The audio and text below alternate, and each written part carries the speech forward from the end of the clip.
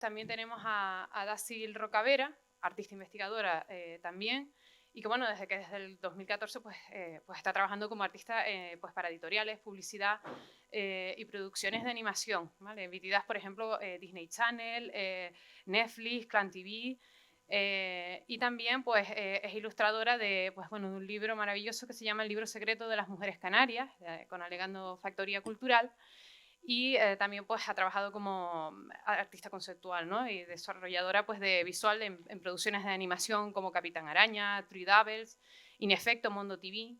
Luego en el campo de también pues, bueno, ha caminado dentro del campo de la investigación y bueno, también en la actualidad es vocal de la Junta Directiva de Mujeres de la Industria de la Animación, nada más y nada menos. Y pues bueno, sus investigaciones pues contribuyen también pues al campo de lo que es la animación en general y lo que son los estudios de género, ¿no? Pues publicaciones, por ejemplo, como Purple Washing o Feminismo, un cambio de paradigma en la industria de la animación, con A de Animación del año pasado, y también, por ejemplo, creadoras y protagonistas en animación, un análisis de género sobre la agencia de la mujer en las nuevas tendencias de la industria, ¿no? Con ediciones e ideas también del año pasado. Y actualmente también es profesora docente de ilustración y animación de marca, pues en el máster universitario de diseño de la Universidad Oberta de Cataluña y también en el grado de diseño de la Universidad aquí de La Laguna, ¿no? Donde pues encuentra finalizándose ahora mismo su doctorado en Artes y Humanidades. Bienvenida, Daci. Hola, Marica. Y no sé si se me quedó algo en el tintero porque se nos da una feliz circunstancia esta tarde y es que, y quizás un poco, y rompiendo ya el coloquio, se da una circunstancia, América, que comentabas me reía mucho porque cuando dabas tu conferencia, claro, comenzaste siendo ilustradora, trabajando en la editorial, no me acuerdo qué más variedades, haciendo de todo. Luego, además, te hiciste investigadora y además eres docente también, creo recordar. Sí, sí, hice el doctorado y soy docente en la Autónoma. Efectivamente. Entonces, aquí también tenemos otra artista que además es investigadora y además se da la casualidad que también es docente. Entonces, da la impresión también, ¿no?, que en el terreno de la mujer, no sé si por inquietud personal o también una necesidad de posicionarse, ¿no?, dentro de este mundo, ¿no? Claro. No sé. Sí, sí. Una de las cosas que permiten que estemos cambiando y que esté cambiando, porque eso al final no lo he dicho, pero quiero decirlo también, yo creo que el discurso, sobre todo en los jóvenes, los autores jóvenes, está cambiando también y creo que tienen una visión un poco, están empezando a tener una visión un poco más abierta, pero también tiene mucho que ver el cambio y el que puedan haber muchas mujeres que hagan que esto pase, tiene mucho que ver en que hay más editoras, hay más investigadoras, estamos más en los jurados. Es que hasta ahora era todo masculino. Y cuando digo hasta ahora, estoy hablando de hace 4 o 5 años. O sea, no estoy hablando del siglo pasado. Puedo hablar del siglo pasado porque soy del siglo pasado. 100%. Pero quiero decir que no es que estoy hablando de Lola Anglada, ¿sabes? Estoy hablando de 2010 y de 2009 estaba haciendo yo la investigación y preguntaba a los editores y todos me decían, sí, sí, me encantan las mujeres, pero no hay. Yo decía, no me digas a mí que no hay. No me digas a mí que no hay, yo soy una autora. Pero es que está Mariel, está Monse, está... Y entonces empecé a encontrar todas las jóvenes que había. Porque mientras estuve haciendo, hubo una época que me dediqué más a estudiar y me aparté un poco del mundo del cómic. Seguía ilustrando, pero del mundo del cómic me había apartado un poco. Y entonces cuando vuelvo, que es cuando hago la tesis, me doy cuenta de que, bueno, voy a hacer la tesis aquí y de las mujeres de ahora, pero desde entonces voy a crear un discurso, porque es que no, es increíble, ¿no? O sea, que sigan diciendo que no hay, ¿no?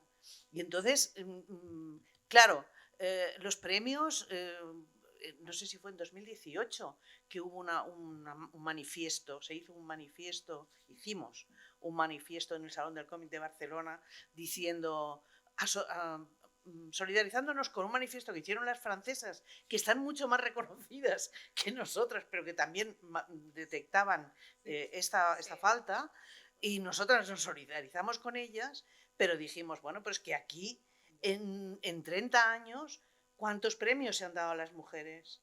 ¿Sabes? ¿Cuánto han aparecido nominadas? Cuando se hace una lista de nominados, ¿qué proporción hay de mujeres? ¿No? O sea, y al año siguiente la lista de nominados y nominadas era simétrica. Era 50-50. 50-50 y Oye, los qué premios bien. fueron a 2 mujeres. Ah, El nacional, o sea, el gran premio fue a Laura y el premio Nobel fue a Ana Peñas. Y eso fue, dices, hoy ves cómo ha evolucionado el cómic. Digo, pues, cuidado que es un año, ¿eh? Y ha sido este primer año. Y ha sido después de una bronca del año pasado y después de mostrar públicamente que no se había hecho en 30 años. Yo soy fundadora del Salón del Cómic de Barcelona. wow. O sea que no nos han tenido en cuenta. Pero es que hace 5 años, claro, se comunican continuamente. Yo soy una de las autoras con las que se comunican, ¿no? Me mandan todo lo que hacen y siempre ponen querido autor, siempre. Y este año el salón tendrá un espacio para los autores, otro para los editores y otro para los guionistas, otro para los dibujantes, todos los. O sea, y esto hasta hace poco. Claro, ahora como ya lo he dicho mucho, ahora ya no pasa. Pero se sigue teniendo una Sí, sí. percepción, hasta hace muy poco se seguía teniendo una percepción de que las mujeres éramos una minoría. Claro. Y la verdad es que es curioso y Sí, es sí, bastante sí. flagrante. Sí. Pero sí, totalmente Sí. de acuerdo. Ahora parece que empieza a encajar el discurso y que sí que empiezan a haber cada vez más mujeres. Que sí que empiezan a haber cada vez más mujeres en como más puestos de cargos, de decisión, más puestos creativos, de altas.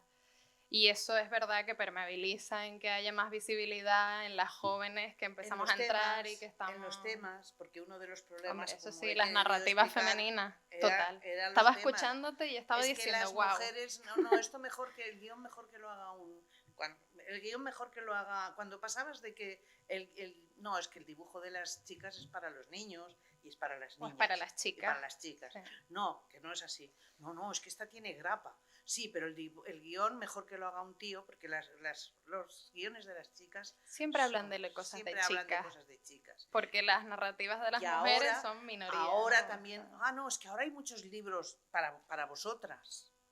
No hay libros para nosotras. Hay libros para la gente.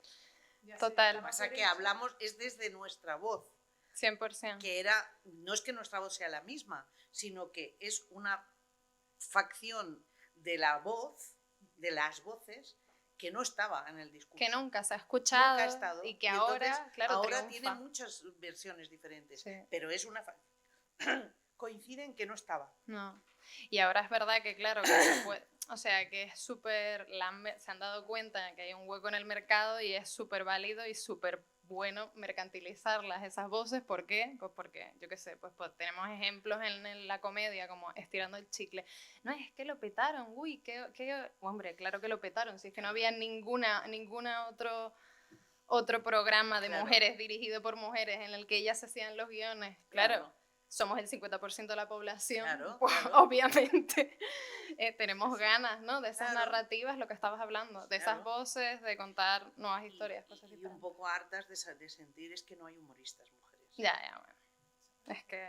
Pero, por ejemplo, me he dado cuenta, y quiero enlazarlo contigo, ¿qué opinan las dos, cada una en lo que se han dedicado, en lo que se están dedicando, obviamente?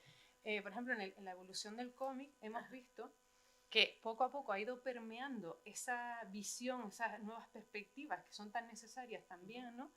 Pero siempre es más vanguardista el cómic, digamos, alternativo, ¿no? El underground. Claro, es más complicado llegar a permear dentro del mainstream y por lo que he podido comprobar, ya es una realidad, se puede decir que ya es una realidad 100% dentro del campo mainstream en los últimos años. En el caso del cómic, y luego... Es una realidad que, perdona, acláralo, porque ¿qué es lo que sí, que si esto ya es una conquista dentro del campo del cómic realizada, o queda mucho por recorrer queda mucho por recorrer, queda mucho. Lo que hay es apuntes, es decir, hay grietas que con años y años hemos ido haciendo, que eso también es algo que quería decir. No es que se tenga que reivindicar a lo no visto hasta ahora, o lo oculto, o las invisibles, por decirlo en un... No es que haya de reivindicar a las invisibles por justicia, que sí, también. Pero es por propio interés, tanto nuestro como del cómic, como del lenguaje. Porque si no le damos contenido, si no damos forma y peso a cosas que son puntuales, serán efímeras como siempre. Eso nos deja siempre en la sensación de recién llegada. Siempre tenemos la etiqueta de excepción. Es que es una chica que lo hace muy bien. Es una excepción. Y la excepción quiere decir que a la semana siguiente ya a otra cosa mariposa. Y no hay continuidad. Y no hay continuidad en el cambio de discurso.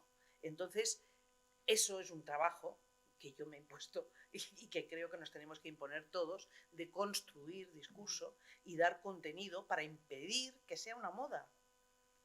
Porque las mujeres, como me decía a mí una profesora de historia medieval, muy mayor, me decía siempre, no os creáis que habéis inventado el feminismo. El feminismo lleva siglos, es tan antiguo como las mujeres. Sale, en cuanto conseguimos poder, viene algo, nos dan para el pelo y volvemos a la sombra, nos vuelven a encerrar en el cuarto oscuro. Por eso, cada vez que miras en un cuarto oscuro, encuentras mujeres a las que rescatar, siempre, en cualquier disciplina, en cualquier sector. Por ejemplo, lo que te quería con respecto de eso, precisamente en el campo de la animación, en el campo de la animación pasa lo mismo, es más complicado. Creo que es exactamente lo mismo. De hecho, estoy súper de acuerdo con todo lo que ha comentado y sí, también estoy súper de acuerdo que hay que poner en valor esas voces invisibilizadas, ¿no? Todas esas referentes que han estado tantísimos años ahí luchando por hacer una base de feminismo o una base un poquito de las voces y las narrativas femeninas, ¿no? Y sobre lo que me estabas comentando en la animación, ¿de qué era? O sea, ¿qué me estabas...? Sí, por ejemplo, en el campo de la animación, porque vemos que hay una permeabilización en los últimos años como que empieza el campo del cómic, y da la impresión de que es como más fácil permear a través de la plataforma del cómic que a través del mundo de la animación. Claro. A ver, a través del cómic es más fácil porque normalmente el cómic tiende mucho a ser de autor, ¿no? Y tiende mucho a que te lo publicas, tú te haces tu cómic, ¿no? Y tú te lo publicas y tú tal. En la animación vas a través de productoras, equipos gigantescos, productoras gigantes donde todos los directivos son todos hombres en general, ¿no? Y donde por mucho que sí que ahora empiezan a haber cada vez mujeres en los equipos y que se tiene una concepción de que no existe, ¿no? Este techo de cristal y de que ya hay equidad de género, pero tía, ¿pero por qué estás metida en ese rollo de las mujeres en la industria de la animación? Pero claro. pero si tú estás ahí en la industria, ¿no? Sí, sigue, claro que sí. O sea, cuando ves las cifras y estudias las cifras científicas, te das cuenta de que hay un suelo pegajoso brutal y que no he tenido ninguna mujer siendo supervisora mía, que ninguna mujer me ha dirigido, que ninguna mujer ha estado en un puesto de poder por encima mío, ¿no? Entonces, hombre, eso es algo a tener en cuenta. Y después el tema de que no permeabiliza real, ¿no? De que es un mero escaparate, un poco lo que estabas hablando, ¿no? Del feminismo comercial, esto de... Y, por ejemplo, cuando comentaban en un momento de la conferencia y también dentro del campo de la animación, me he dado cuenta también de un fenómeno que es verdad que hay veces que se demanda y a veces lo utilizan como... da la impresión de que a veces lo meten como con calzador los movimientos de luchas sociales, ¿no? En el caso del feminismo o a veces del colectivo LGTBIQ+, no sé si lo digo bien. Sí. Y bueno, y da la impresión a veces de que ¿qué opinan? O crear algo de lo nuevo, y qué opinan de esa tendencia a hacer revisión de lo que ya está hecho, modificándolo, con ¿y si lo haríamos de este modo? O ¿y si en vez de la princesa blanca la ponemos que es negra? O ¿y si en vez de este personaje que ya está creado, que ya tiene un espíritu, ¿no? A través de un creador, le hacemos una revisión y lo modificamos? ¿Qué opinan con respecto de eso bueno, pues en general, en toda la creación y en la de ustedes? Como quieras. No, yo te diría dos cosas. Yo creo que todo se ha de revisar, todo. Pero una cosa es revisarlo, es decir, no, cuidado que aquí nos estaban contando esto. Y otra cosa es decir, no, sí que puede tener un sentido rompedor en vez de decir Blancanieves era un modelo tal, pues ahora Blancanieves pongo al príncipe Felipe haciendo de Blancanieves, ¿no? Entonces, claro, quiero decir, yo puedo hacer una cosa transgresora, sí, eso es una cosa. Y otra cosa es revisar la historia, que es lo que se hace, de decir, no, ahora vamos a contar pues es Robert Dial, los cuentos de Robert Dial, pero siendo políticamente correctos. Esto me parece horroroso. Son dos cosas diferentes. O sea, una cosa es la transgresión, que está teniendo un sentido, estás rompiendo una historia, pero no estás manteniendo esa historia y diciendo que tenía que ser así, sino que estás rompiendo, utilizando esa historia con otras, mezclando, es un rollo experimental, lo estás utilizando de forma transgresora, de forma radical, de denuncia. Eso es una cosa. Revisión también en el sentido de hacer análisis histórico y decir, en este contexto, pues sí, el contexto de la época era este, pero no refleja a las mujeres de la época. Las mujeres de la época ya eran las sufragistas o ya eran las no sé qué, ya estaban haciendo muchas otras cosas que no refleja esta narración, ¿vale? Son dos cosas. Revisión histórica, sí. Transgresión, sí. Revisión de lo políticamente correcto me parece horroroso, simplemente. Sí, en esto es que creo que a veces el discurso que se genera en torno a esto, o sea, creo que deberíamos de fijarnos en otra cosa, y es que, por ejemplo, estas revisiones, ¿no? En estas revisiones, la directora o el director que está haciendo esta revisión es, por ejemplo, yo que sé, ahora me estoy acordando de la última película de La Sirenita, ¿no? Que se ha cambiado a la mujer y se ha hecho una mujer racializada. ¿La director es una mujer racializada? No, sí. Es como que sí. esa es la idea, ¿no? Deberíamos de pasar el foco a los equipos, ¿no? A los equipos que están detrás de ese trabajo, porque si realmente cogiera La Sirenita una mujer racializada y la hiciera una transgresión, pero haría una transgresión, no estaría haciendo un rollo de... media manera, ese es el rollo, o sea, como un manerismo, ¿sabes? Claro. De otras cosas. Creo que lo importante es cambiar un poquito este discurso y tratar de no, o sea, cuidado, porque ahora está habiendo un retroceso brutal en el feminismo, aunque Sí. tengamos la idea de que estamos a tope, ahora mismo, desde aquí hace unos cuantos años, 2, 3 años, está habiendo un retroceso brutal. Y es con los discursos a raíz de estas, sí, con los discursos confusos, con la idea esta de inclusión forzada, ¿no? Hay que tener muy en cuenta y valorar con mucho cuidado esas cosas, porque yo qué sé, por ejemplo, ¿no? En relación a lo de la inclusión forzada, cuando hice mis estudios cuantitativos, ¿no? Con las entrevistas a mujeres de la industria de la animación, a creadoras de la industria de la animación, que eran racializadas o del colectivo LGTBIQ+, todas me decían, todas coincidían en que vale, que no les molaba y que eran críticas con estos aspectos, pero decían que igualmente sí que valía, o sea, que igualmente para ellas suponía un paso en el que... Y me sorprendió porque dije, hostia, pues mira, pues sí que, o sea, como que realmente de alguna forma sí que es un paso un primer paso, es un paso un poco en flojo, ¿no? Al final es lo comercial, pero sí que es un primer paso para que pues ellas se puedan sentir más representadas, ¿no? Y haya más visibilidad, aunque claro, debe de ser más profunda. Eso lo entiendo, pero yo creo que habría que pedir no modificar el estereotipo, no vestir con otro disfraz el estereotipo, porque es lo que estamos viendo, no con el tema étnico ni de razas, sino con el tema del binarismo sexual.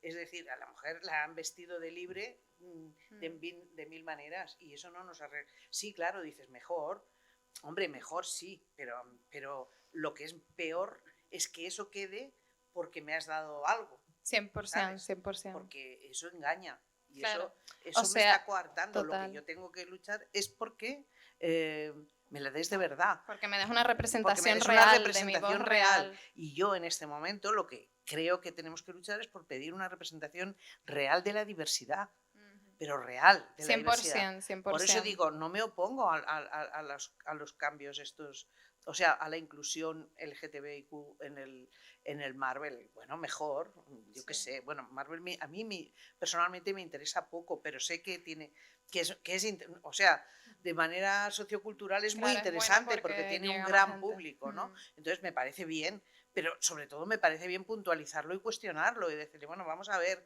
qué tan transgresor es. 100%. O vamos a ver en dónde nos etiqueta de nuevo, ¿no? Por ejemplo, Disney, ¿no? Disney transgresor. Sí. Ahora resulta que ha sacado... o sea, a ver, te quiero decir, Disney transgresor, en serio. No, Estamos de vacilón. Pero aún así es verdad que bueno, que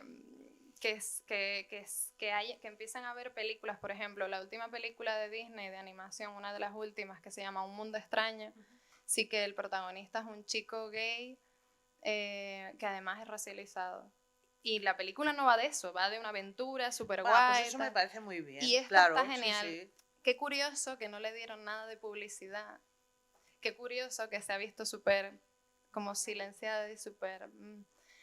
Y bueno, y que también, ¿no? Que siempre salen estos discursos un poco neoliberales, neofascistas, ¿no? Del rollo de, no, inclusión forzada. No, pues mira, esta no es una inclusión forzada. O sea, vale que sí que ha habido, pero que como que hay que analizarlo bien, vamos. Claro.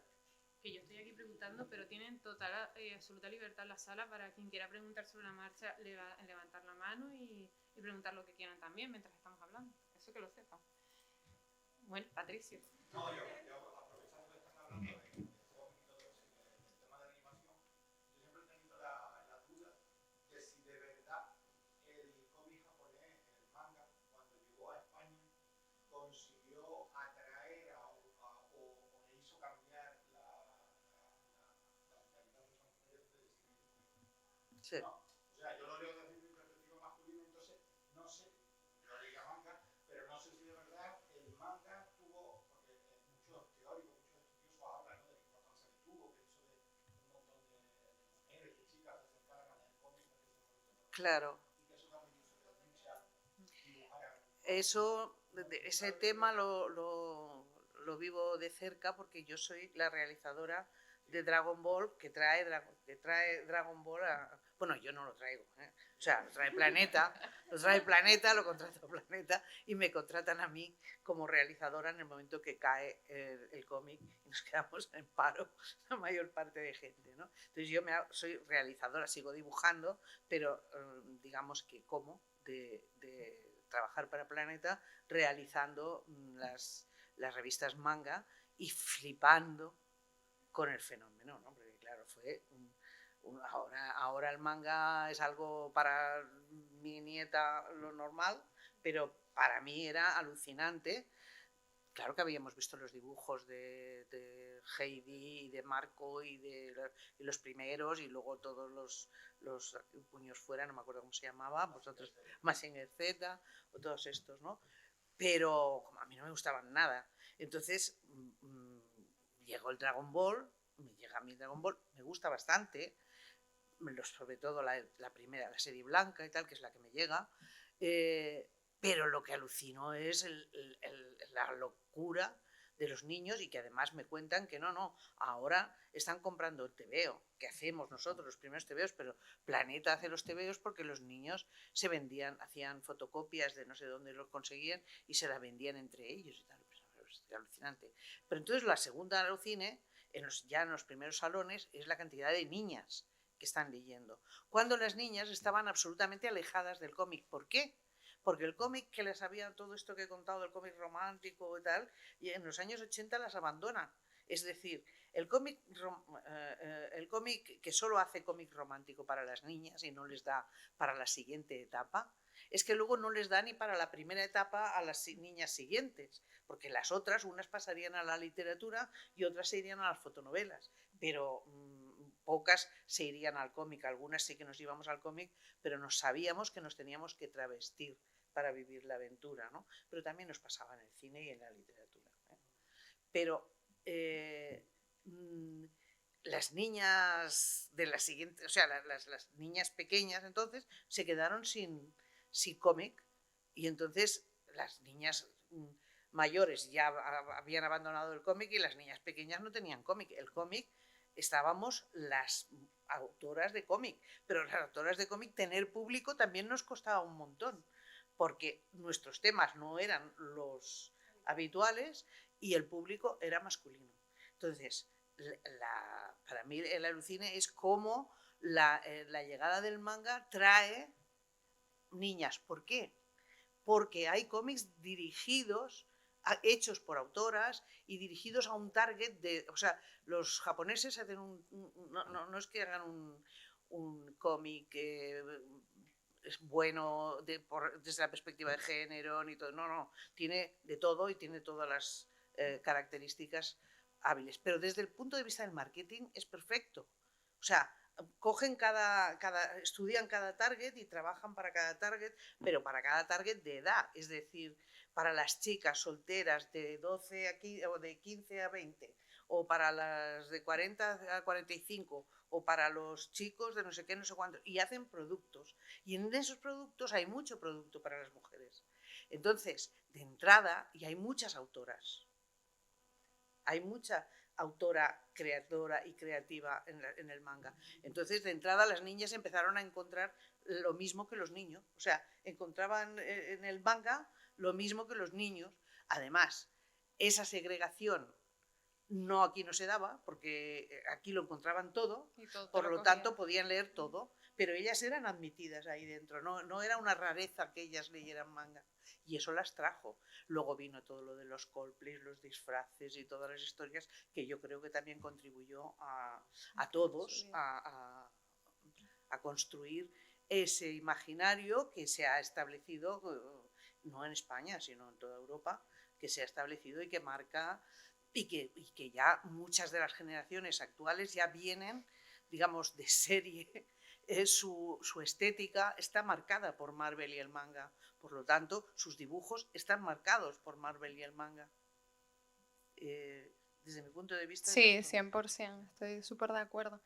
De hecho, ahora una de las investigaciones que tengo en curso va sobre los webcomics en Surcorea y cómo esta plataforma, que es como online, ha llevado a un montón de creadoras que desde su casa han conseguido pasar lo que es el velo de la editorial, ¿no? Que a lo mejor a veces es más difícil entrar, y lo están petando. O sea, ahora mismo la mayor parte de las creaciones que se hacen están guionizadas por mujeres, pero ahora te estoy hablando también o sea, que los cómics después se traducen a series de animación y series de ficción, y casi todas están escritas por mujeres y dirigidas por mujeres. Ahora empieza a haber más. O sea, les ha costado, pero ya llevan tanto tiempo que es como, no, mira, ahora lo que quiero es que me lo dirija esta tía, ¿sabes? Ya, dejémonos de rollo, ya se van ustedes a buscar su sitio.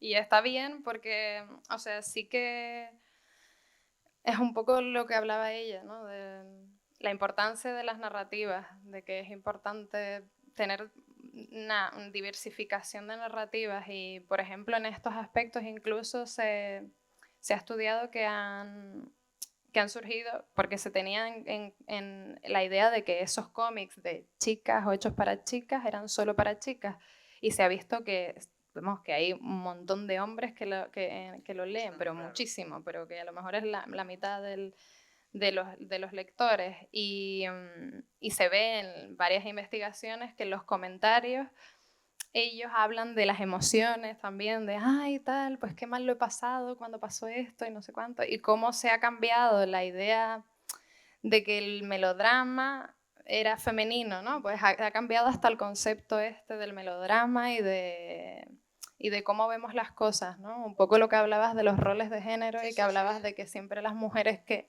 aparecíamos teníamos que ser como súper poderosas y ser como, no solo poderosas, sino actuar como los hombres, ¿no? Como el rol de género. Para tener poder. Para tener presencia y acción tenías que ser un hombre. Exacto. Y entonces un hombre de segunda, porque nunca serías un hombre de primera, Exacto. pero podías ser un hombre de segunda con tacones y maquillada. Exacto, 100%. Pues ahí está. Es que, por ejemplo, con respecto de los referentes, porque claro, hablamos de que hiciste, para empezar, cuando comenzaste a dibujar, a ilustrar y demás, claro, comentabas perfectamente que era un terreno totalmente masculinizado en el momento en el que tú comenzabas en territorio español, aquello era masculinos.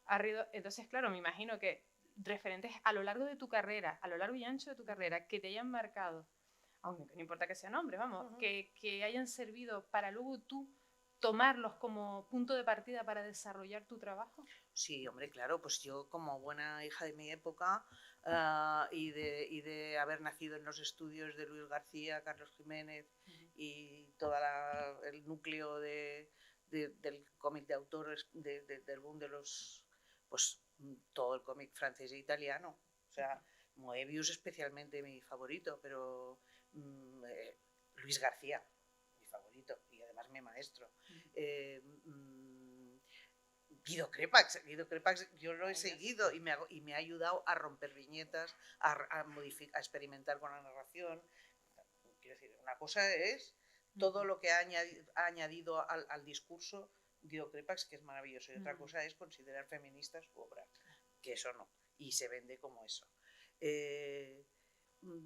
Yo que sé, ¿qué más te diré? Es que muchos, yo adoro a Topi, mucha gente me encanta estéticamente. Lo que pasa es que siempre he notado la falta de tener un referente mujer.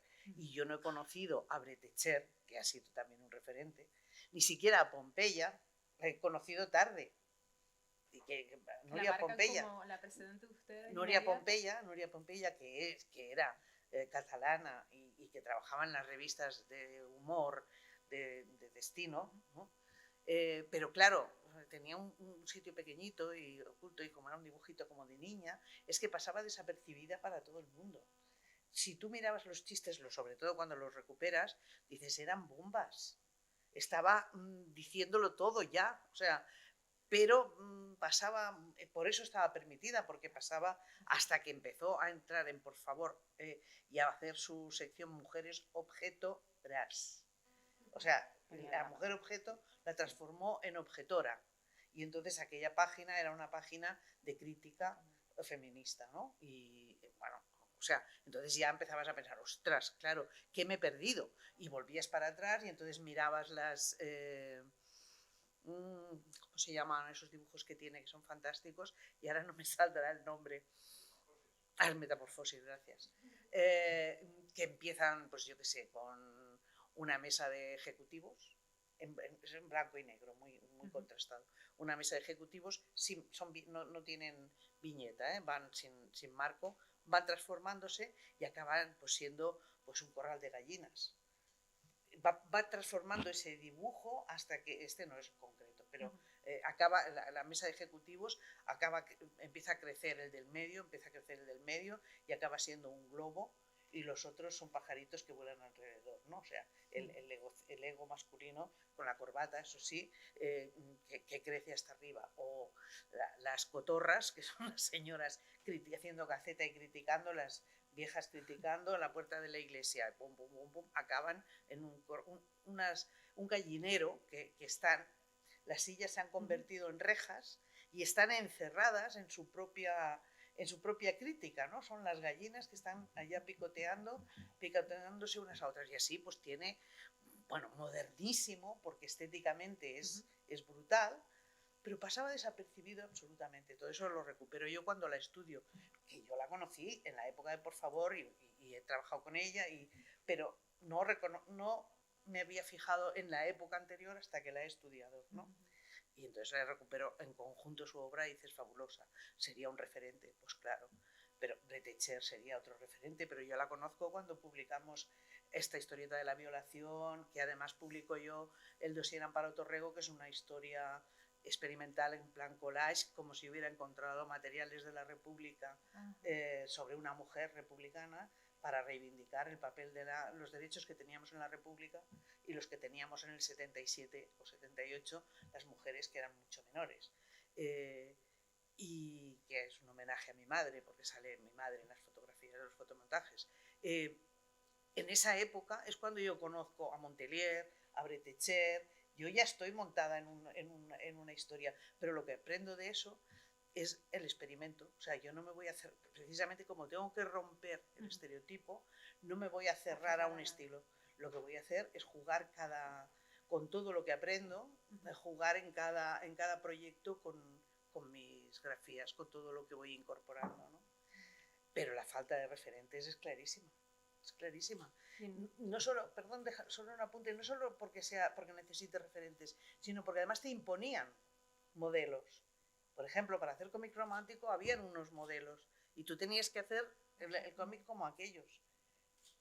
Para hacer cómic de terror, para hacer cómic americano en aquel momento, para todo eso habían patrones y eran masculinos todos, claro. Ya te marcaban el... Sí, digamos, el cómic comercial es lo mismo que claro, cuando yo he hecho animación también, hice Mofli, el último koala, y El despertaferro, que fue el primer largometraje catalán. Allí ya tienes tienes que seguir un estilo que está marcado.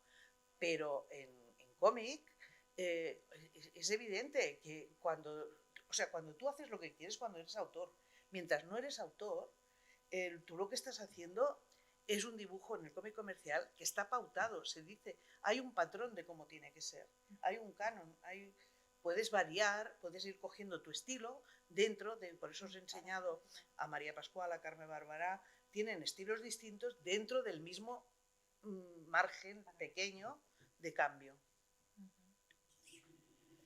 100%, sí, es exactamente lo mismo y en el mundo de la animación es exactamente igual. Pues obviamente te tienes que adaptar a lo que hay, ¿no? Y siempre puedes ejercer un poco de presión. Cuanto más cargo tienes, más presión ejerces, claro, y yo no paro de tocarlo. Sí. Pero sí, me ocurrió lo mismo. O sea, ya ves que tengo unos cuantos años menos que tú, no sé, unos poquitos menos. Muchísimos menos. Pero me pasó exactamente lo mismo y fue hasta que empecé a estudiar, empecé a fondo con esta investigación y con la tesis de que me centré más en el género, que yo no me di cuenta que todos mis referentes, absolutamente todos mis referentes cinematográficos y de dibujo eran masculinos. Pero absolutamente todo. Que a lo mejor se salva alguna japonesa, alguna de manga, en plan Rumiko Takahashi, ¿sabes? Como algunos puntos, pero realmente siempre todos mis referentes de cine siempre han sido hombres, narrativas súper masculinas y al final te das cuenta de que incluso a mi forma de ser eso ha permeabilizado, ¿no? Lo que hablaba ella de que la primera crítica que tenemos que tener es con nosotras mismas y que la manera en la que yo percibía las narrativas femeninas no era muy positiva hasta hace bastante poco. Entonces, es como que el primer viaje que tenemos que hacer de feminismo es hacia nosotras y después en nuestro entorno, ¿no? Y sí, sobre los referentes, efectivamente. De hecho, a ver, el trabajo de mujeres, el libro de Mujeres Canarias, el libro secreto de las Mujeres Canarias, era un poco para hacer esos, ¿no? Para poner en valor esos referentes de mujeres y que sí que, o sea, que las niñas y niños y todos tuvieran como un librito donde vean que también existían mujeres que aportaban un valor muy importante a la cultura canaria y la cultura en general, ¿no?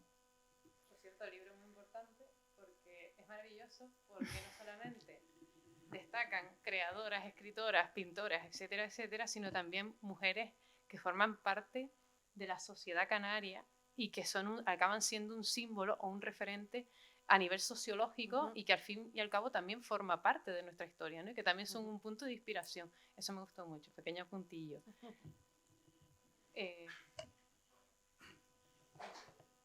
a ver, mi pregunta sería para María Carolina. Has hecho un repaso, digamos, sobre el papel de la mujer, pero a mí me gustaría preguntarte concretamente, y en el caso particular tuyo, la relación que viviste en el siglo pasado con los editores y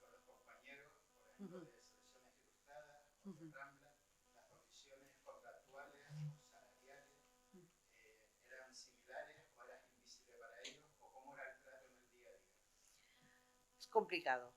Esa por Tutén Es complicado, pasa a Real. claro. Vamos a ver. Con Tutén es que, bueno, yo creo que como...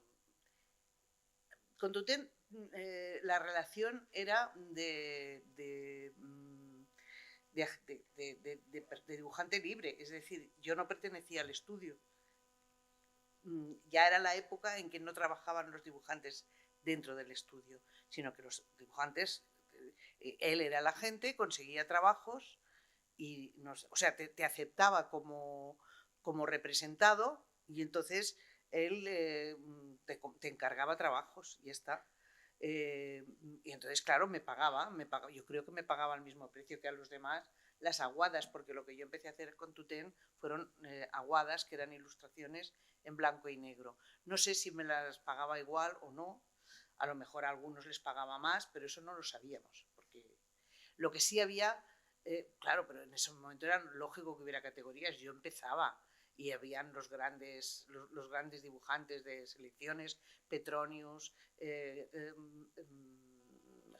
José María Miralles, Pospenalba, toda esta gente mayor eran los potentados y supongo que ganaban mucho dinero, yo no lo sé. Yo ganaba mucho dinero porque ganaba lo mismo que trabajando de secretaria en Hacienda, que trabajaba a los 17 años como secretaria en Hacienda y por la tarde dibujaba y el fin de semana dibujaba estas ilustraciones y ganaba lo mismo con una que todo el mes trabajando, porque se vendían en el extranjero, se vendían muchas veces. A mí solo me la pagaban una, pero esa una ya me la pagaban, pues no sé, me la pagaban lo que era el sueldo del mes. Por lo tanto, yo estaba más feliz que noche. No me cuestionaba nada. La relación era muy machista, Selecciones Ilustradas, pero mucho. Y eso a mí me costó entenderlo porque era lo más moderno de Barcelona. Era el sitio más avanzado. Eran los progres más progres del mundo. Y entonces yo iba desarmada. O sea, yo me defendía del machismo en Hacienda, que eran los señores del bigotito y de la caspa, ¿no? Pero allí no. Y allí había mucho machismo, mucho. Pero el machismo, ¿cómo se traduce con una niña jovencita? No se traduce con decirle vete a la barra y fregar los platos, no. Se traduce con tirarte la caña continuamente por todos los lados y con ponerte, hacerte avergonzar o hacerte sonrojar o ese tipo de cosas, o decidir si estás aquí es porque debe ser la pareja de aquel, o si está, o sea, ese tipo de cosas de las que primero no conocías y luego te tenías que aprender a manejar. Yo aprendí a hacer una coraza brutal en Selecciones y soy amiga de todos, yo creo, y me llevo bien con todo el mundo, pero nunca pude perder de vista el tener esta coraza. Yo entré en las Selecciones de la mano de Luis García, porque Luis García era mi vecino y era mi profesor, o sea, fue mi profesor de dibujo, vamos, el que me dijo, corrigiéndome los dibujos, ya estás a punto, ya puedes ir a Selecciones. Y yo fui a Selecciones.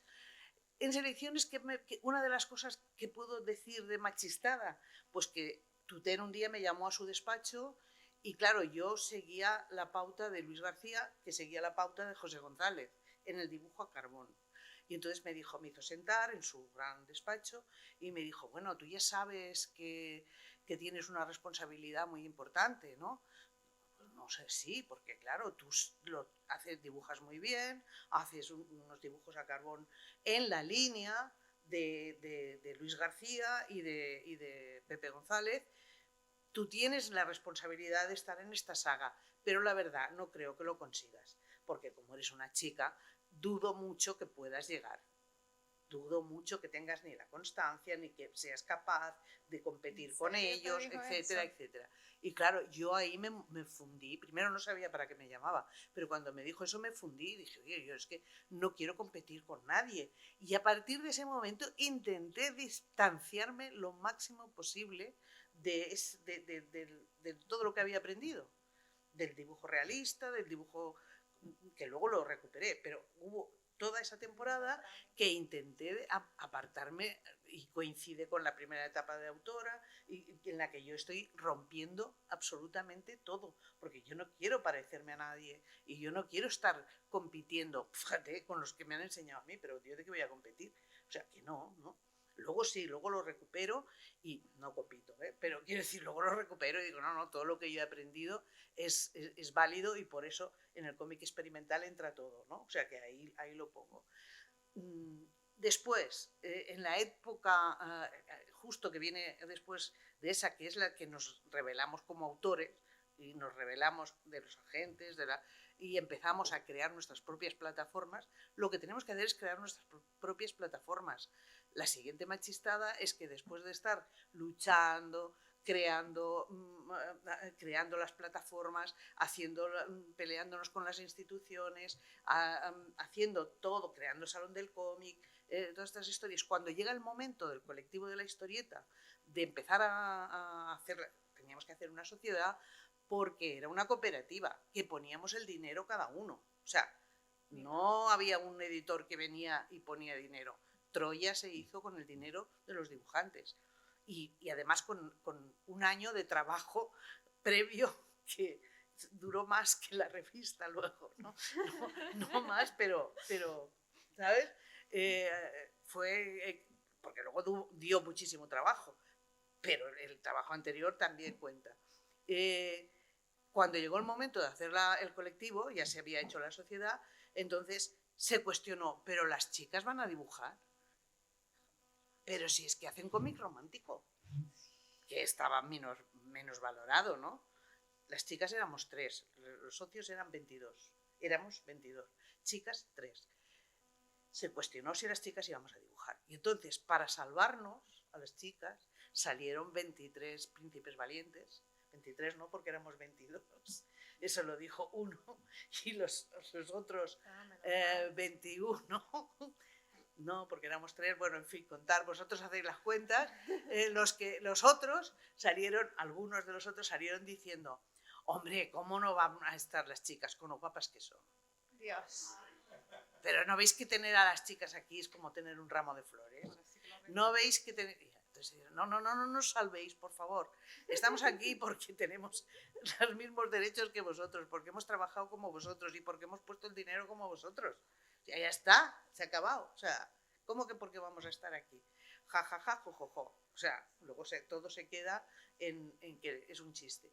Y chistes así, pues de esos te encontrabas todos los días. Es decir, aprendías como chica en un mundo en el que todos eran chicos que continuamente, sin darse cuenta, porque no se daban cuenta de por qué, su mirada patriarcal les hacía caer continuamente en trampas que las tenías que deshacer, y las tenías que deshacer sin herir sentimientos, y las tenías que deshacer sin atacar, y las tenías que con tus compañeros, ¿no? y son tus compañeros y los quieres y sabes que te quieren y que tienes buen rollo y pues ese es el machismo con el que te encontrabas.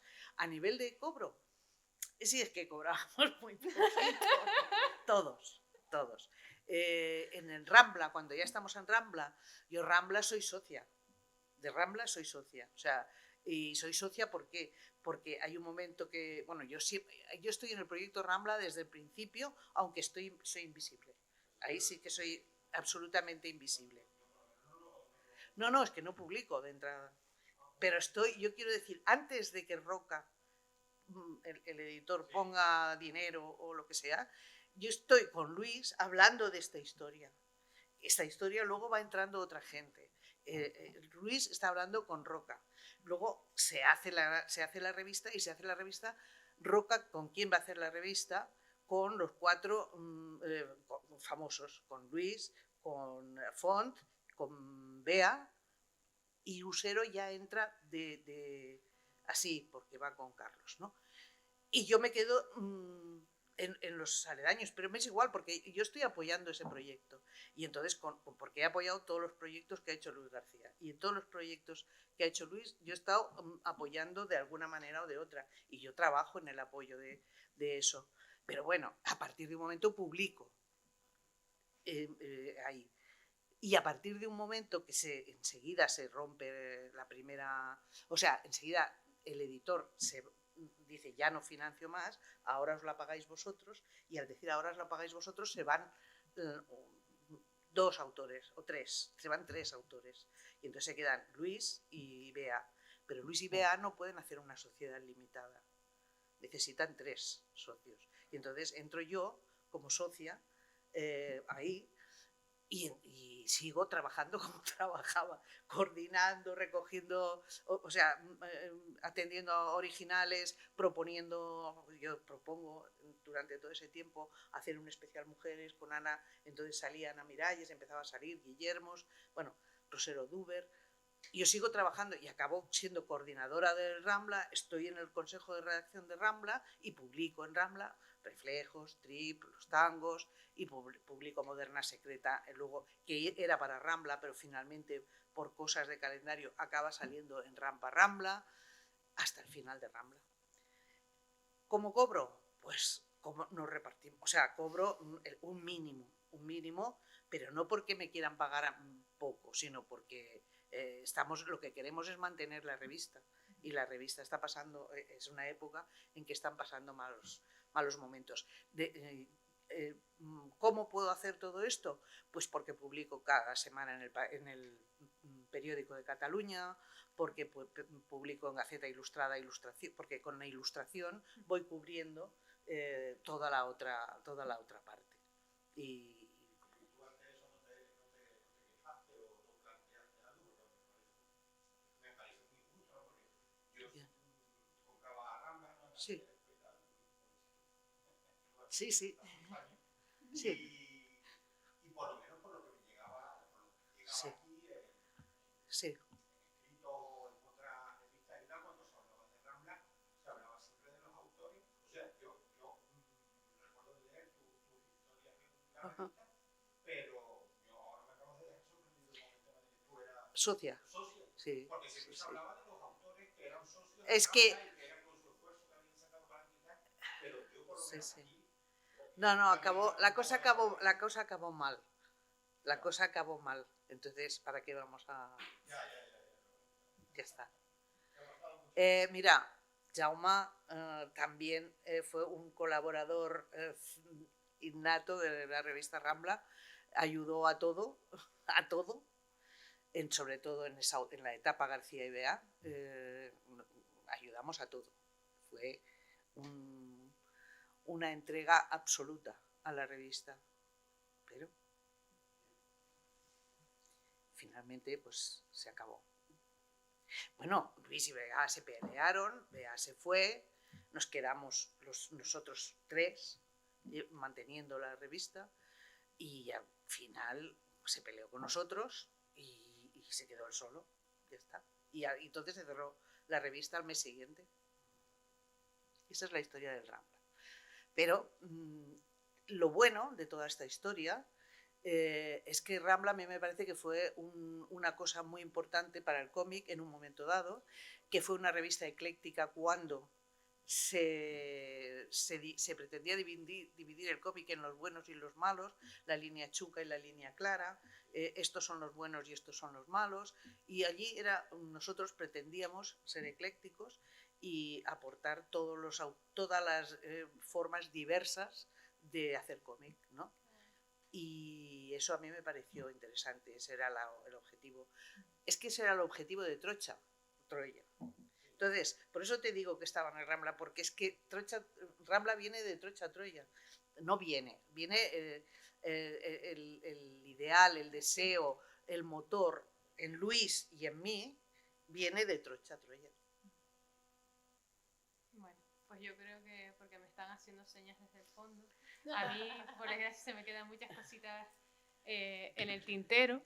Y si comencé el coloquio pues apuntando que ambas dos son creadoras, investigadoras y docentes, se me quedó la duda de qué tal estaba el pulso en las aulas, con los nuevos creadores, qué tal cómo estaban viendo la situación. Bueno, lo hablaremos luego en off. Y que además, y no me extrañe que Daisy también se hagan algo con ella en el futuro, pero es que además eres objeto de estudio, porque además figuraste en una tesis doctoral en el 2019 en la Complutense de Madrid, donde además la catalogaban como la Trina Robbins española. Sí. Así que con esto, señores, nos despedimos y esperemos sacar brillo y eliminar el polvo. Todo por mí.